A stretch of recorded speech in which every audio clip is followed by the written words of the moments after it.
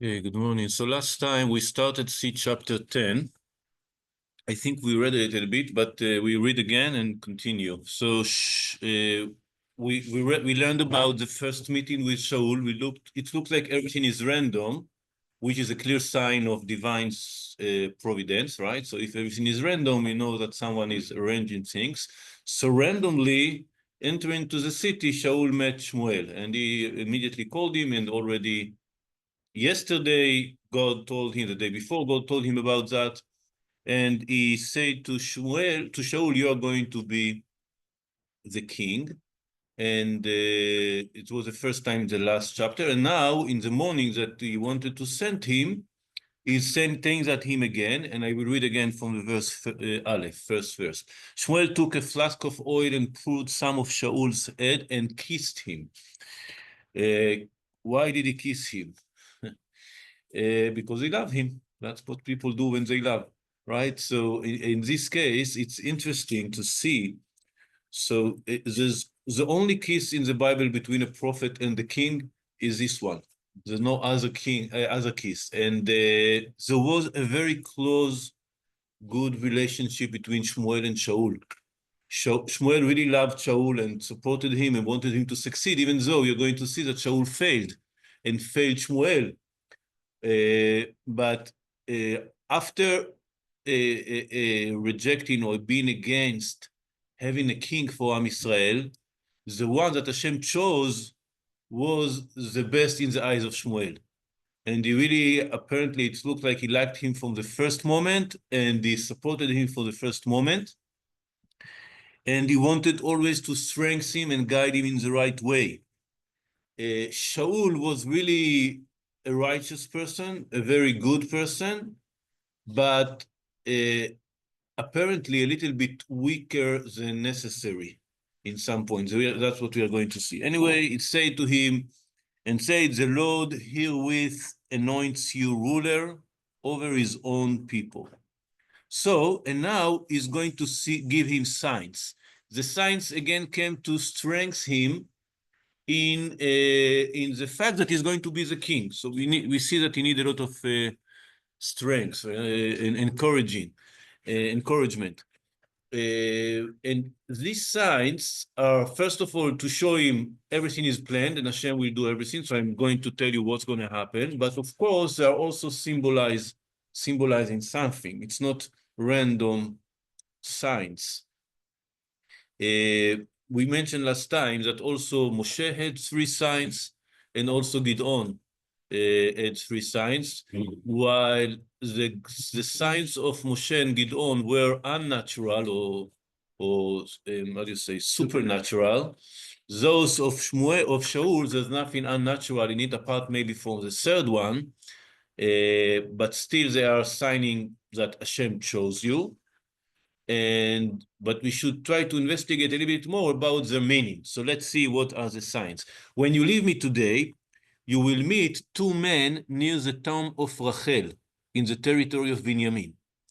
So the tomb of Rachel is the mother, of the family of the tribe of Shaul. Binyamin is the son of Rachel. So maybe Shmuel is telling him, it's not only you, it's the merit of your fathers, of your mother in this case. You are coming from the power of Rachel.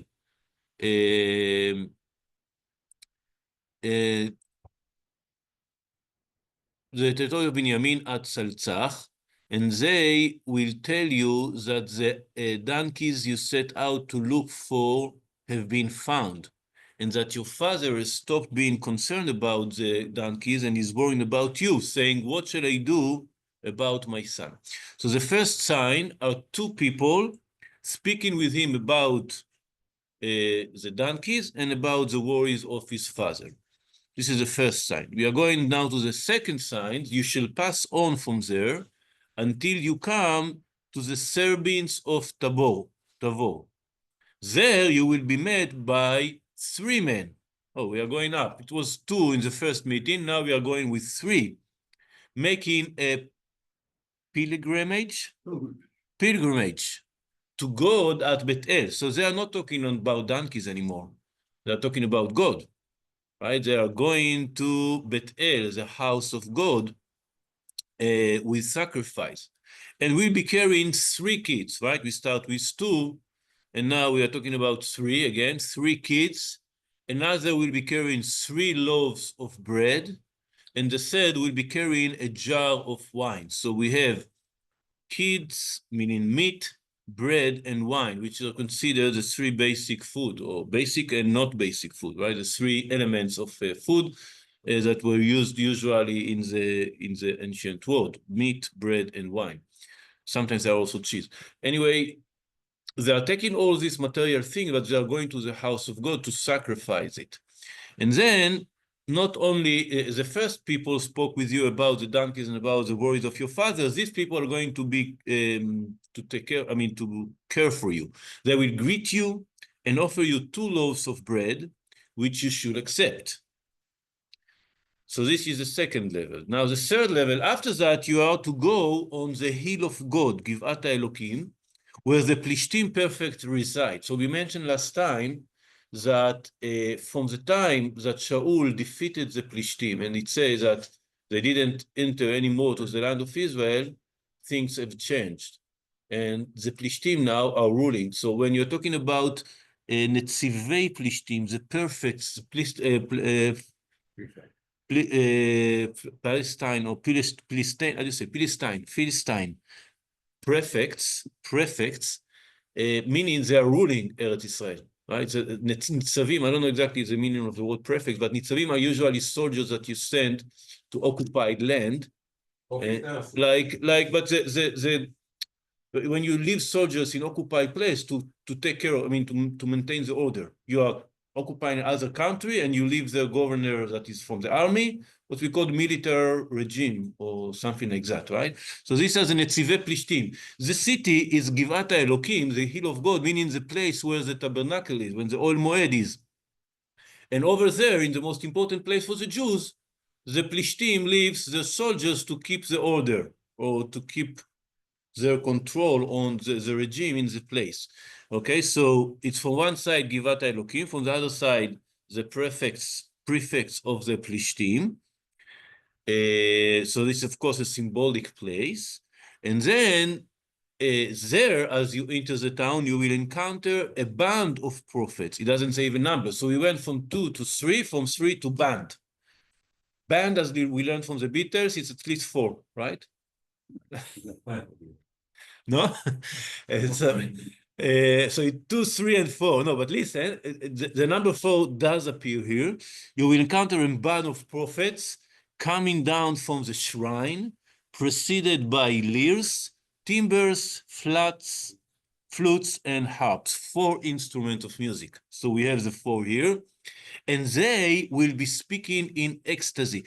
I don't like this translation. I think I mentioned that last time. They were prophets. They are propheticizing. Now, propheticizing, it's not only telling the future, as we usually use this word in these days. Propheticizing, meaning, that's the reason of this translation, being in ecstasy is the meaning that being in spiritual experience of connection with God.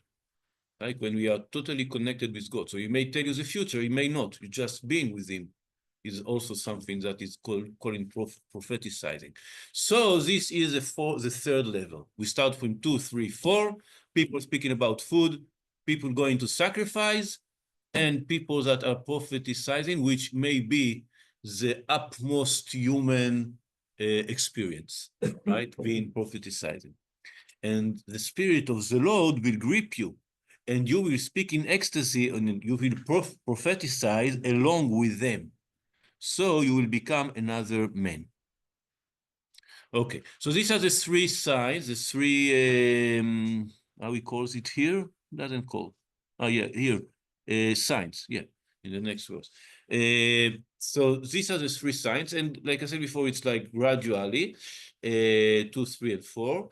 And there are different explanations for that. Malbim has a very long, detailed explanation if you want to read. I don't know if there is a translation to English. I think yes. Malbim, one of the Mefarshim, he explains that there are 3 kind of people.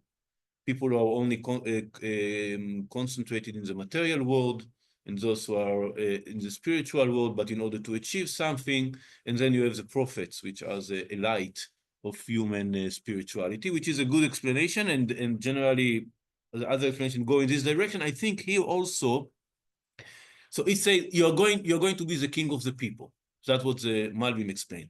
So in your nation, in the people that you're going to rule, there are different kind of people. You should know those and those and those. Those are going to be against you. Those are going to be in your favor. Those are going to more be concentrated in that and other. So it's like preparing him to his rule, to his kingdom. I think we can also explain that he's not talking about the people, it's about him. When you are going to be a king, what would be your interest? There are kings that are focusing in mounting or increasing the properties or the property of the family or the taking care of the family. There are those who care about the, I would say, connection with God, or they are more connected to the Beit Mikdash. They will order the rules. They will sacrifice. They will do what they needed to do in the service of God. But there is the alternative, or I would say the utmost purpose, which could be to serve God. Those who sacrifice are going to sacrifice in order to get something. Those who prophesying are the prophets are only their only interest is to be with God. They are doing that like L'Shem Shamayim, without any personal interest. So you can rule, you can be a king that take care of himself or his interest, or you can be a king that is worried for the people, right? So again, there are many details that can be explained in different ways. I don't want to enter too much details, but this is generally, I think, what is the levels are here, right? We can see the money, the family, the connection with God, with related to the material needs in the second level, and then in the third level, those who only wants to be with God. Okay, and the only purpose is to serve God, and this is the way you should be as a king, and that's the reason you will become one of them, right? That's what he says. You will also speak with them, speak in ecstasy along with them. Okay, so these are the signs. And now we continue with the speech of Shmuel, what Shmuel said to Shaul. So he said, and once these signs have happened to you, act when the occasion arises, for God is with you. And the translation, I'm not sure. Asher timtza yadecha, he says. You should do what you find, meaning you should do what you want. That is the main way of explaining this word, not when the occasion arises, meaning you should do what you need to do. And I think mentioning the Plishtim before, Shaul knows where the prefects of the Plishtim are. Mentioning them, meaning he is alluding him, one of your main purposes, your main goals would be to defeat the Plishtim and to take them away from the land of Israel. So you should act as you think, as you find right, to fulfill your mission, to lead Am Israel, to be the king of Am Israel, and to defeat the enemies, which we saw was the main purpose of the king, to defend the people. But then he had another thing. After that, you are to go down to Gilgal, head of me, and I will come down to you to present burnt offering and offer sacrifice of well-being. Wait 7 days until I come to you and instruct you what you are to do next. So for one side, in the former verse 7, he said, you should do what you want, what you find good. From the other side, he tells him, you should wait for me and not do anything before I come. I will already tell you, we're going to see that later I think in chapter 13 or 12, so I think 13, that Shaul failed in this mission. He didn't wait.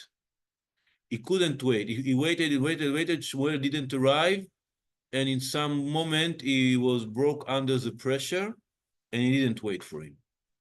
And that the first failure, that was a sign, well, in the first order, very first order that he got, he failed. And that was the first sign that Shaul is not going to be to the long-term king. I mean, the family of Shaul is not going to be the long-term king.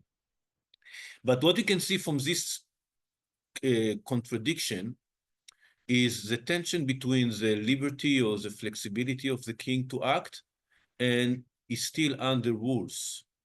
Right? In the modern world, we would say the separation of authorities. The king or the prime minister or the president is not, he cannot do whatever he wants. He still have limits. He must cooperate with the other authorities. That is the modern way of government. But we say here, in the case of the Torah, you as a king, you have a very, very extended authority and power. Still, you must obey to the prophet, meaning to God through the prophet. You are not totally free. You are not have all the powers. You should do whatever you want inside the rules. And the first rule is to listen to God. Okay, you're not omnipotent. How do you say omnipotent? You cannot do whatever you want. And in this case, he said to him, you are going to wait for me. And this is about the war against the Plishtim. You will do whatever you find good to defeat the Plishtim, but still you must first wait for me because I must do the sacrifice before. We can understand that all this war, it's not only for war, it's not only for liberty or freedom, it's also because we are the nation of God and we should follow his ways. So before the war, you should wait for me to the sacrifice. Okay, so these are the orders of Shmuel. First of all, you're going to have 3 signs. Then you start ruling. And then you should also listen, wait for me. Okay. And we continue with the story. As Shaul turned around to leave Shmuel, God gave him another heart. So he had 2 hearts. No. What does it mean that he gave him another heart? In Hebrew, it doesn't say another heart. It say other, meaning different. When you get in different heart, meaning you're changing, you're transforming. So Shaul became other. He got powers, he got authority, maybe not enough, but he became the king. It's not only, okay, you are king the way you are now, the same person, now you are the king. No, you are going to change in order to be able to lead Am Israel, to be the king. So Hashem gave him another heart, meaning different character, and all those signs were fulfilled that same day. So everything happened exactly as the prophet said. So we are shortening the story. We're going directly to the 3rd sign. And when they came there to the hill of God, as we saw, he saw a band of prophets coming towards him. Thereupon, the Spirit of God gripped him, and he spoke in ecstasy among them, exactly as the prophet said. So from all the signs, the Bible emphasizes the 3rd one, which is the most important. When all who knew him previously saw him speaking in ecstasy together with the prophets, the people say to one another, what's happened to the son of Kish? Is Shaul too among the prophets? Before I explain that, I want to mention something else I forgot to mention. A band of prophets. We say how many? At least 4, but probably more. Remember we said when Shmuel became prophet, it says, Dvar Hashem yakar bayamim ha'im. The prophecy was rare in these days. There was almost not prophets in these days. And here we have bands of prophets walking in the streets. This is a spiritual revolution that Shmuel did. From a nation that is disconnected from God, there's no prophets, meaning there's no connection between human and God. Like we live today, we don't have direct connection. That was a situation in the beginning of the day of Shmuel, when Am Yisrael was far away from God, distant from God, and we didn't have prophets. The situation became that we have schools of prophets and bands of prophets and people prophesying around the streets, right? So this is the result of the work of Shmuel and the sign of the success of Shmuel to make this transformation inside Am Yisrael. So people saw Shaul and they were surprised. Is Shaul a prophet? We know him as a little child of Kish who was going looking for donkeys. I mean, what has to do with prophet? Usually, in order to be prophet, you must go to yeshiva for a few years. You must join the schools of prophets. We're going to see later, I don't know if you're going to see that Hashem, but it's many, many books later in Sefer Melachim.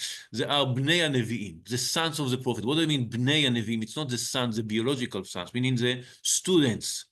So in order to become a prophet, there is a process, a long process you have to go through. Rambam explains that in Sefer Moreh Nevuchim, that prophet, it's not that suddenly Hashem starts speaking with you, or you are pressing a button and you become prophet. You must elevate yourself, you must fulfill all the mitzvot, you must refine your character, work on yourself, and work very hard. And then in the end, maybe Hashem will talk with you. So this is, and then suddenly Shaul that we knew him as a simple worker in the farm of his father became a prophet. How is possible that Shaul became a prophet? That's what people asking. And so people say one another, what's happened to the son of Kish? Is Shaul too among the prophets? But another person there spoke up and said, and who are their fathers? Those, the proverb arose, the proverb, you say the B? Yes. Proverb arose, is Shaul too among the prophets? So what is the answer? The answer is, it's not the family, it's not who you came from, it's what you're doing with yourself. And if these people could become prophets, why Shaul not? And he also assigned, it's not only what you see in your eyes. You don't know how Shaul is really. You only see in your eyes. You don't know his spiritual level, his elevation, his actions, right? So what the answer is, anybody can become a prophet, or almost anybody can become a prophet. It depends on you. And don't ask about family, about where he came from, what school he learned, whatever. It's his own action. Everybody is married according to his own action. And this is the message of this little conversation. We can also take it to other direction, that maybe the prophets were a little bit rare people, like weird people, what you say, awkward, right? So you say, what, Shaul is also became crazy? Like, this is a question. And the answer is, these people that are prophets come from all around, I mean, from all kind of people. But according to that, it's not so much appreciation of Shaul. We're going to see later, there is another story later in this book, where Shaul prophesying again, and also this conversation repeat, and this proverb of is Shaul too among the prophets returns in other context. And when he stopped speaking in ecstasy, stopped prophesying, he entered the shrine. The shrine, meaning in this case, I understand the son of the tabernacle of the oil. Now there is another conversation. Shaul uncle asked him and his servant, where did you go? To look for the donkeys, he replied. And when we saw that they were not be found, we went to Shmuel. Tell me, said Shaul uncle, what did Shmuel say to you? Shaul answered his uncle, he just told us that the donkeys has been found. But he did not tell him, Shaul didn't tell the uncle anything of what Shmuel had said about the kingship. Why? Why he didn't tell him? Rashi explained, this is maybe the simple understanding, for the modesty of Shaul. Shaul was modest, humble person, as we saw, and we're going to see later. He didn't want to do anything public. He didn't want to say it by himself. Other people will tell. And also, for now, it was a secret. Nobody knew apart from Shmuel. If you remember, he went to the roof. He spoke with him on the roof, so nobody will hear. It was a danger thing to say, I am the king, when the soldiers of the Philistine are around the street, right, around the corner. So he didn't tell him anything about that. He just kept it in secret for now. And then, so this is the second time that Shmuel tells Shaul, we saw until now two times, right? The first time he told him on the roof. The second time he told him when he sent him away, also on the roof, but when he sent him away in this day, he told him, you are going to be the king. Now we are going to see the third, which is the first time, which is public. Okay, it's not private. So this is a personal story of Shaul. Now we are returning to the perspective of Am Yisrael. Rabbi, question. Yeah. He keeps talking about the prophets prophesying as they're walking, and then so joining them. But what were they prophesying about? People. That's what I tried to explain before. Prophesying is not necessarily telling the future. Prophesying is spiritual experience when you feel deep connection with God, until you are losing the connection with this world and totally living in the spiritual realm, right? So you don't have to prophesize something specific. Mhm. You are just feeling that you're connected with God, right? I will mention in that context the story of the three angels that came to visit Avraham. Do you remember the story? So the verse starts, וירא עליו השם באלוני ממרא, והוא יושב פתח האוהל ככל יום. Hashem was appeared in front of Avraham in that place. It was after Avraham did the Brit Milah.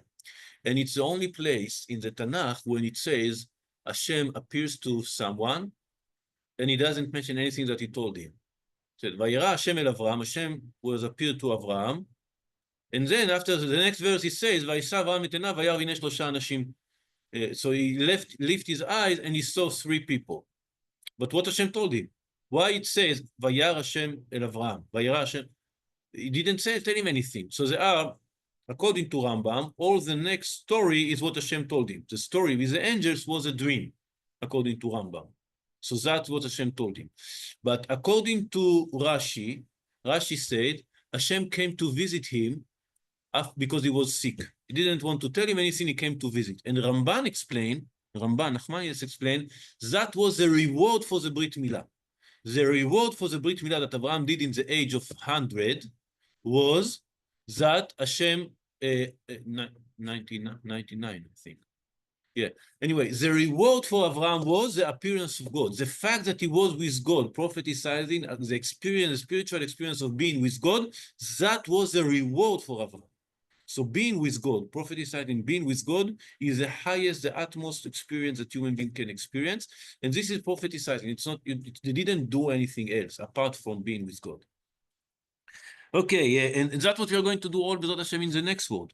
בעולם הבא, צדיקים יושבים ועטרותיהם בראשיהם ונהנים מזיו השכינה. The צדיקים sitting and enjoying the divine presence. That's what we are going to do in בעזרת השם in the next world. Okay, so we finished the story about what's happened to Shaul personally, and now we're returning to the perspective of Am Yisrael. Am Yisrael doesn't know anything about that. They just know they asked for a king. Shmuel was upset, but Hashem told him, you should make them a king. And Shmuel told them, don't worry, I will take care of that, go home. Okay, that's the last thing they know from Shmuel. Go home, I will take care of that. And now the story continues. Shmuel summons the people to the Lord at Mitzpah. So he's calling to the people to him and say to them, thus said the Lord, the God of Israel, I brought Israel out of Egypt, and I delivered you from the hands of the Egyptians, and of all the kingdoms that oppressed you, meaning all what we saw in the book of the Judge, in book of Shoftim. But today you have rejected your God. So Shmuel didn't change his mind. He's still thinking it's bad. Today, today you have rejected your God who delivered you from all your troubles and calamities. For you said, no, set up a king over us. We don't want God to be our king. We want a human king. Now station yourself before the Lord by your tribes and clans. Shmuel both, so he said, okay, now I'm going to do what you ask me. I'm going to put a king on you, and he's going to do that in a way of a, how do you say, lottery? Like we did in the beginning of Sefer Yoshua, not in the end of Yoshua, we saw that the land was divided by a lot. So it was like a lottery, you say, no? When you have notes and names of tribes. This Jerusalem is for Binyamin, Tel Aviv is for Dan, right? So it's a lottery, right? Like a lottery. Raffle, yeah, raffle. So we are going to make the king by raffle. When else they use that? In the story in the beginning of Sefer Yoshua, when someone stole in Jericho, and they didn't know who was it. So Yoshua did tribes, right? He took tribe of, and it was a tribe of Yehuda. And then from the tribe of Yehuda, families. And from the families, the more, the smaller families. And then Achan, right? So it was in this way. This is a similar way they are choosing a king. So he said, Hashem will choose a king for you. We are doing by raffle. So Shmuel brought forward each of the tribe of Israel. What do you mean brought forward? He put names of all the tribes inside the box, and the lot, here's the word lot, and the lot indicated the tribe of Binyamin. So Binyamin was chosen. Very surprising choice, as we said. It's the youngest tribe. So then Shmuel brought forward the tribe of Binyamin by its clans, and the clan of the Matrites, Matar. Matar is the rain. It's also maybe similar to the word guardians. Anyway, it's not a known family of Binyamin. It's not mentioned in other places in the Tanakh. The book of the Dat Mikra, it says apparently because it was so small, we saw that Shaul said, I am the smallest of the family of my father. So it was a very small clan, but they went in the lot. And then Shaul, son of Kish, was indicated. So there was doing the lots until they arrived directly to Shaul. So it's very clear that who chose Shaul to be the king? It was a divine choice. Hashem chose him directly. And then Shaul, son of Kish, was indicated, but when they looked for him, he was not to be found. Why he was not to be found? Because, as we say before, he was modest. He knew what's going to happen, and he started hiding before. He didn't want, he was, as he stayed, he wasn't sure that he want, how do you say that? Assess, yeah, hesitate. Hesitant, not sure that he wants to do that. Yeah. Hesitates, right. So he hesitates to get that. He didn't want, he was hiding, and they looked for him and they didn't find him. So they inquired of the Lord again, has anyone else come here? So in other words, where is he? And the Lord replied, yes, he is hiding among the baggage. So this is also became term in Hebrew. Nichba el hakelim is something that is humble. Someone that is humble is not trying to emphasize himself or to make himself important. He is hiding. So they found him. There is an interpretation of Rashi here. It says, what does it mean? It doesn't say baggage. It says kelim. Kelim can be translated as instruments. So we understand everybody is coming to the meeting. They leave in the horses and the baggage in some place, and he was hiding there. He didn't come to the gathering. But Rashi explained, Shaul said, I don't want to be chosen unless we are asking the Urim and Tumim. I want a confirmation from the Urim and Tumim. And only when the Urim and Tumim, those who has a Kohen Gadol head on his chest, when they indicate him, they say, here he is, then he accepted that. So they ran over and brought him from there. And when he took his place among the people, he stood a head taller than all the people. So he was a very, very tall guy. He was impressive. That's what I want to say. Even though he was modest and humble, physically he was impressive. And also in his behavior, he was impressive. So he was an impressive person. And Shmuel said to the people, do you see the one whom the Lord has chosen? There is none like him among all the people. As I said before, Shmuel really liked Shaul. And all the people acclaimed him, shouting, long live the king. Looked like a very good start, but you cannot be a leader without opposition. And in the beginning, the opposition was very mean. Okay, anyway, we will see that soon. Shmuel expounded to the people the rules of the monarchy, as we saw from the chapters, and recorded them in a document which he deposited before the Lord. So these are the rules, these are the conditions, these are the contract between the nation and Hashem about the king. Shmuel then sends the people back to their homes. So what's going to happen now? Looks like nothing is happening. You are the king? Okay, and now what? Palace, servants, what's going to happen? We are going to see later in the next chapters that Shaul returned to be a pastor, a shepherd with he was a king, and they looked for him. Where is the king? He's with the sheep in the fields, shepherding. Yeah, but Shaul is the only one after being a king. David, once he became a king, he was a king. Shaul, you are the king. Okay, what's tomorrow? I have a work in the field, right? I'm going to the field. That's what it says. This Shaul also went home to Gibeah, to get his home, accompanied by upstanding men whose hearts God has touched. What it means that God had touched their hearts means they were in the right direction. They supported Shaul. So he had people that supported him.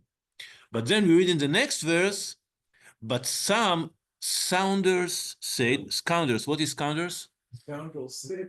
Bad people. So some bad people said, how can this fellow save us? Is nothing. What is coming from the sheep, from his shepherd? So they scorned him and brought him no gift. But he pretended not to mind.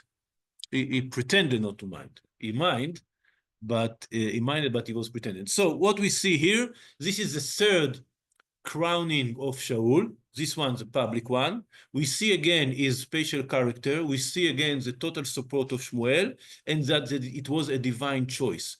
But it's clear to us that we are reading this book. The people of the generation were divided. Some people supported him and went with him and said, "You are the king." The other diminished him and joked and mocked him and didn't believe in him. This is a situation he has to deal with, of course. I would say, very typical to Am Israel, right? It's very hard that we will unite around behind a leader, right? There are always opposition and people that are against him, even though the prophet says and Hashem said, and it was chosen very clearly by the Urim and Tumim and by the Lot. Still, there are people that are doubting it and questioning it and don't want to continue to support him. And we will see what's going to happen with them next chapter, Bezrat Hashem. It seems already that Saul is too humble to be a king. He seems to be, he doesn't have the the passion, yes, to get up in front of people. He looks the like chutzpah. he looks like he wants to stay low and keep low, and you can't do that if you're a leader. Yeah, we mentioned that, and we're going to see that was his main problem, and that was his failure in the end. He wasn't strong enough to stand the people. Say, I'm the king, I decide. You must listen to me. That was his main weakness.